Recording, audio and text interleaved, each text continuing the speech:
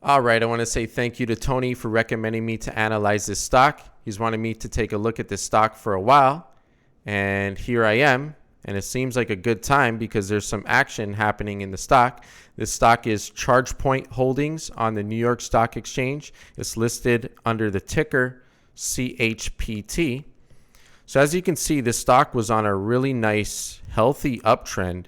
It had this quadruple bottom over here, looked like a bearish head and shoulders, but the bulls defied it, ended up trapping a lot of bears that went short, hoping it was a bearish head and shoulders, and then there was that reversal. But now we had another reversal again, I guess a couple weeks back, because I'm looking on the daily time frame right now. And the signs of that reversal happening was this pretty big upper wick of profit taking. It was overextended above that upper daily Bollinger Band. It was overbought on the RSI. There wasn't too much volume, and that can signal both ways. If there's a lot of volume after an increase like that, you would think that that's often that FOMO peak. But if there's declining volume as well and it's pulling back, that suggests that interest is dying down and there's not that much buying pressure on these pullbacks. So then we had an inside bar, essentially a bearish Harami pattern over here. It broke the inside bar bearish, and right there really was probably the sign to get out, because it was overbought, the interest was dying down, upper wick of profit taking was overextended, and then it broke the inside bar bearish. That was a signal to get out over there.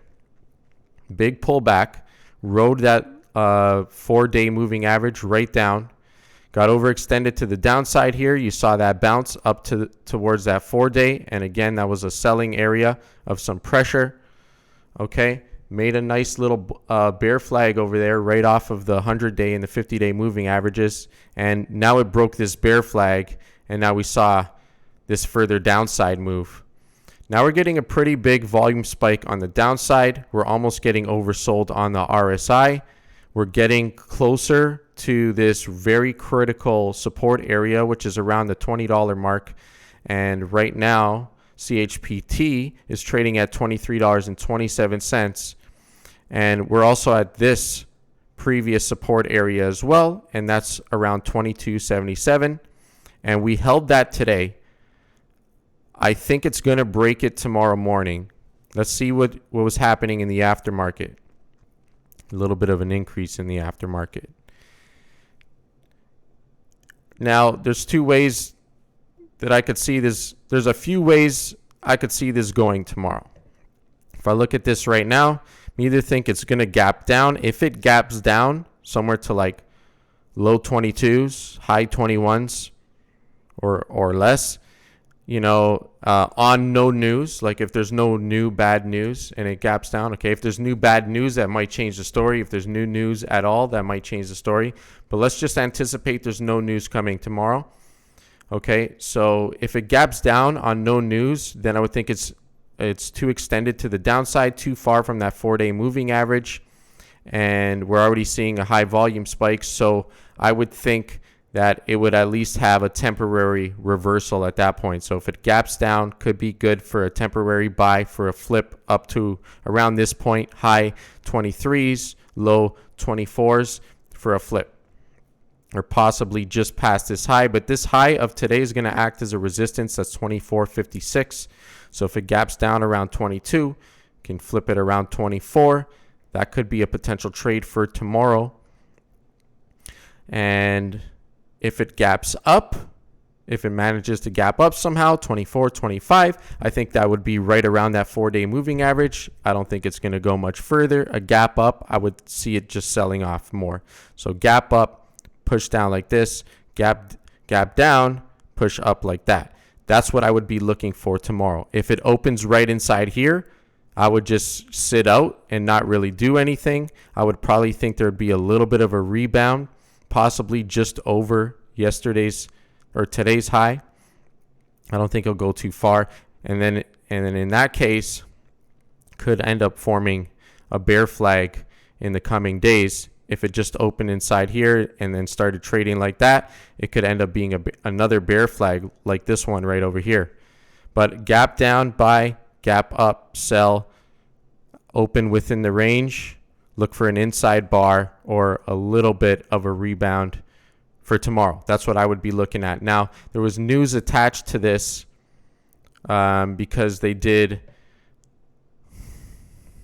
They were launching a secondary public offering of 12 million shares, but they're not doing dilution.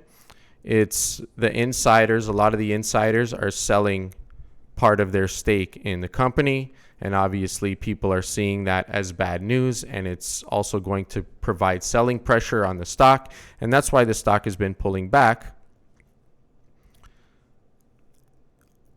Okay, and I think it's also because of competition, because I was just looking into a little competition. There's more and more charging companies and stuff coming up. Okay, now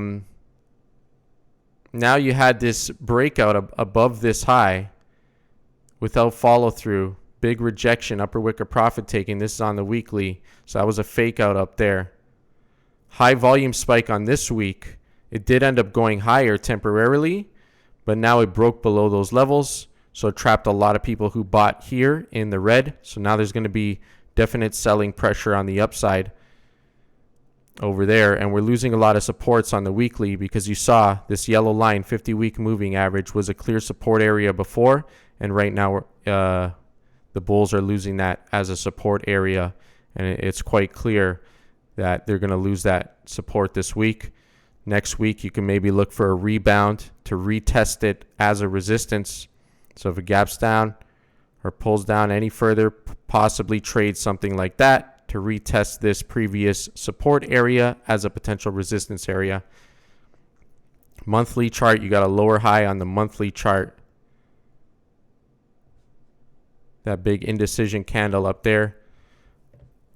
Now, really what the bulls want to see, because I'm seeing a lot of red flags right now, in case you don't notice, seeing a lot of red flags overall on the chart, other than for a quick short-term bounce that I'd be looking for tomorrow if it gaps down. But, you know, it is possible the bulls hold this support. Now, this is a longer-term trend line support. The bulls definitely want to hold this area. And if the bulls can hold this area, then that could really change things overall for the chart. And you have to remember this stock was coming from very low, $10. I guess it was a SPAC. Big push up. You know, there was a bubble in SPACs. Is this stock a bubble? I have not looked into their financials at all. But EV sector in general became a bubble, in my opinion. So I'm going to stop with that there. That's a pretty full-on analysis. Look for the bulls to try and defend this support. Look for a temporary short-term bounce if it gaps down, or a continued sell-off if it gaps up, or sideways trading and potential bear flag forming if it makes an inside bar tomorrow. That's what I would be looking at in the short term, and I'd be looking at this critical weekly support level. Thanks for watching, guys. Remember to like, comment, subscribe, share, and thank you so much for watching. And check out my site as well, 10baggerstocks.com, and check out my Instagram as well, at 10baggerstocks.